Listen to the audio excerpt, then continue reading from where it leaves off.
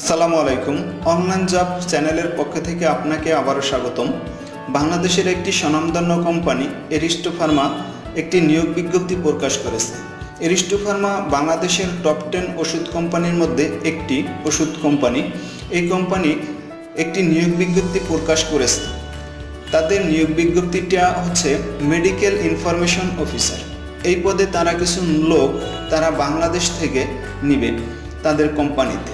তো এখানে তারা কিছু এক্সপিরিয়েন্স এবং কোয়ালিফিকেশন, যে কি এক্সপিরিয়েন্স থাকতে হবে এবং কোয়ালিফিকেশন কতটুকু থাকতে হবে, এই ধরনের লোক তারা নেবে। এখানে তারা স্পষ্টভাবে বলে দিছে যে master and graduate with science up to SSC লেভেলের আপনার সায়েন্স থাকতে হবে এবং মাস্টার গ্রাজুয়েট পাস অবশ্যই হতে হবে। আর সায়েন্স যদি না থাকে তাহলে এই জবটির জন্য অ্যাপ্লাই করা আমি মনে করি প্রয়োজন হবে না, কারণ তারা এখানে স্পষ্টভাবে বলে দিয়েছে যে তাদের কোম্পানিতে যদি কেউ চাকরির জন্য অ্যাপ্লাই করে তো অবশ্যই তার মাস্টার্স গ্রাজুয়েট থাকতে হবে এবং এইচএসসি পর্যন্ত সায়েন্স থাকতে হবে। আর দ্বিতীয় নম্বরে তারা বলছে এখানে যে অবশ্যই ছেলে ক্যান্ডিডেট হতে হবে, কোনো মেয়ে লোককে তারা তাদের এই কোম্পানিতে এই চাকরিটার জন্য তারা অ্যাপ্লাই জন্য অ্যাকসেপ্ট করবে না। আর বয়স হতে হবে অবশ্যই 31 বছরের ভিতরে। 31 বছর আপ হয়ে গেলে তারা তাদের কোম্পানিতে ওই ধরনের লোককে সিলেক্ট করবে না। তো এখানে তাদের চাকরির কিছু রেসপন্সিবিলিটি আছে, তাও কিন্তু উল্লেখ করে দিছে যে কি রেসপন্সিবিলিটি আছে এটা একটু ভালো মতন দেখে নেবেন। এমনকি কোয়ালিফিকেশন এবং এক্সপিরিয়েন্স এটা একটু দেখে নেবেন, সুন্দরভাবে দেখে পড়ে বুঝে নেবেন। আর এই কোয়ালিফিকেশন এইগুলো যদি আপনার ভিতরে থাকে তাহলে আপনি এই জবটির জন্য অ্যাপ্লাই করতে পারেন। তো বেনিফিট, তাদের কোম্পানিতে যে ক্যান্ডিডেটগুলো তারা নেবে তার জন্য কি বেনিফিট আছে তাও কিন্তু তারা সুন্দরভাবে এখানে উল্লেখ করে দিছে যে হ্যান্ডসাম স্যালারি দিবে, তারপর টিএডিএ তো অবশ্যই আছে, আর ইয়ারলি বোনাস দেবে 4টা, এখানে কিন্তু সুন্দরভাবে বলে দিছে। আর এখানে আরও নিচে কিছু বেনিফিটের কথা উল্লেখ করেছে, এগুলো একটু পরে বুঝে নেবেন যে কি বেনিফিট আছে তাদের কোম্পানিতে আসলে চাকরি করলে তারা কি বেনিফিট দিবে।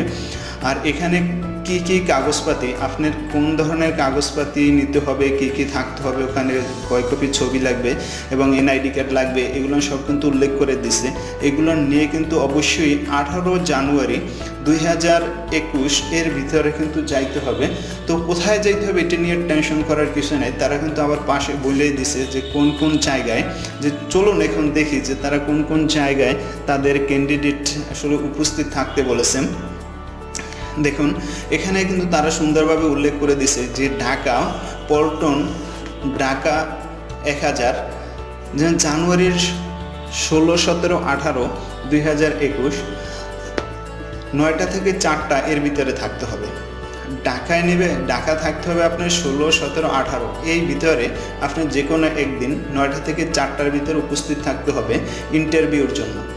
তারপর উত্তরা বলছে আপনার 16, 17 তারিখ জানুয়ারির, এখানেও 9টা থেকে 4টার ভিতরে উপস্থিত থাকতে হবে। কুমিল্লা থেকেও তারা কিছু লোক তারা ওখানে ইন্টারভিউ নেবে। তো কুমিল্লা থাকতে হবে 16, 17, 21 তারিখে থাকতে হবে। এবং চট্টগ্রাম থাকতে হবে 16, 17 তারিখ। জয়সরে থাকতে হবে 16, 17 তারিখ জানুয়ারির, 16, 17 তারিখ।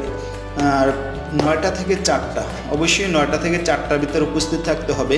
রাজশাহীতেও নেবে তারা 16, 17 তারিখ, ভাইবা বোর্ড তাদের 16, 17 তারিখ রাজশাহীতে, এখানে তারা 9টা থেকে 4টার ভিতরে উপস্থিত থাকতে হবে।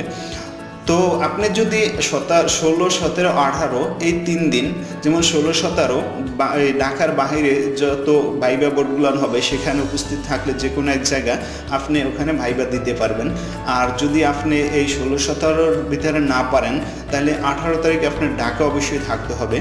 আর এই 18 তারিখের পর যদি আপনি তাদের সাথে যোগাযোগ করেন হয়তো তারা ওই সময় তাদের কিন্তু ভাইবা আপনি দিতে পারবেন না।